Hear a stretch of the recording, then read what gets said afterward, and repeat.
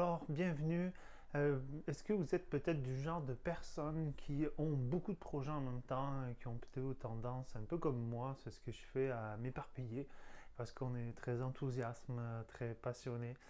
Et du coup, on est pris par faire des efforts et se retrouver avec plus de fatigue, hein, des baisses d'énergie par moment et pas toujours les résultats qui sont là, hein, ça va avec. C'est mon ami Thierry ou mon ami Eric qui me disait la même chose aussi. Dès qu'ils sont enthousiasmés par un projet, Thierry qui est un entrepreneur ou Eric qui travaille dans une entreprise, par un nouveau dossier, ils vont avoir tendance à le prendre et peut-être en avoir trop sur les épaules. Au bout d'un moment, ce qui joue sur leur énergie, mais ce qui va jouer aussi sur leur stress. Alors, je me suis posé la question, hein, puisque je suis un peu dans le même bateau, il faut que je me surveille avec ça. Je me suis dit, comment on peut dépasser ce sentiment d'urgence et de manque de temps? Est-ce que c'est possible, hein, d'avoir une vie comme ça, d'accord? Et comment je peux réorganiser donc ma vie en fonction de mes priorités, de ce qui est vraiment important pour moi, pour avancer plus facilement vers mes objectifs et du coup plus me réaliser en ayant moins de stress et plus d'énergie, hein, pour profiter aussi de la vie aux alentours.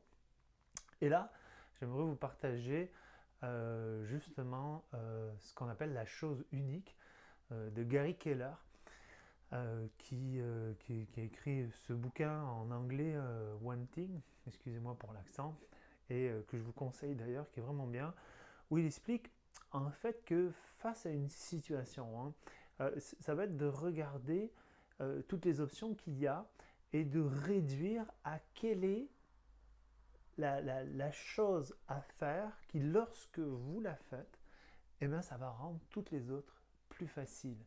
Et ça, c'est vraiment intéressant pour baisser son stress et gagner en énergie.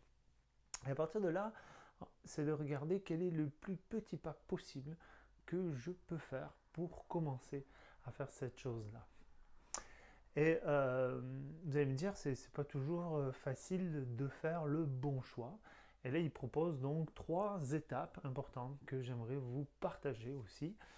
La première étape, c'est au lieu de faire une liste de tâches, ça va être plutôt de faire une liste des succès qu'on veut obtenir, une liste des objectifs qu'on veut obtenir, en sachant pourquoi on veut ça, hein, qu'est-ce qui est vraiment important pour nous.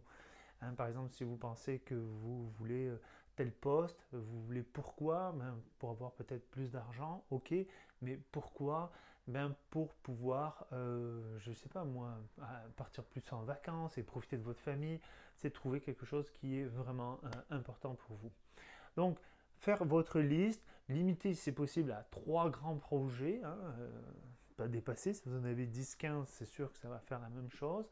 Et à partir de là, vous prenez un projet, un objectif, et vous posez la question, hein, c'est la loi de Pareto, vous allez reconnaître, quelles sont les 20% de tâches les plus importantes que je peux faire pour aller vers cet objectif. Mais Gary Keller va plus loin. Il dit, par rapport à ces 20% de tâches-là, quelles sont les 20% de tâches qui sont encore plus importantes. Et vraiment, il réduit au minimum.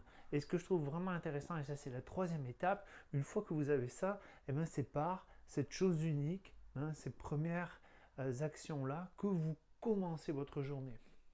Et ça va vous libérer l'esprit et du coup, vous êtes à même de mieux gérer, un peu comme me disait Thierry lorsqu'il fait ça, qu'il arrive à faire ça le matin, lui il fait ça tôt le matin pour ne pas avoir d'interruption, et bien après tout devient plus facile dans la gestion des interruptions et puis tout ça dans la journée.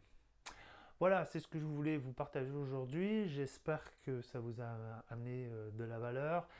Si vous avez aimé ça, mettez-moi un petit like, partagez aussi si vous pensez que ça peut vraiment aider des gens et abonnez-vous.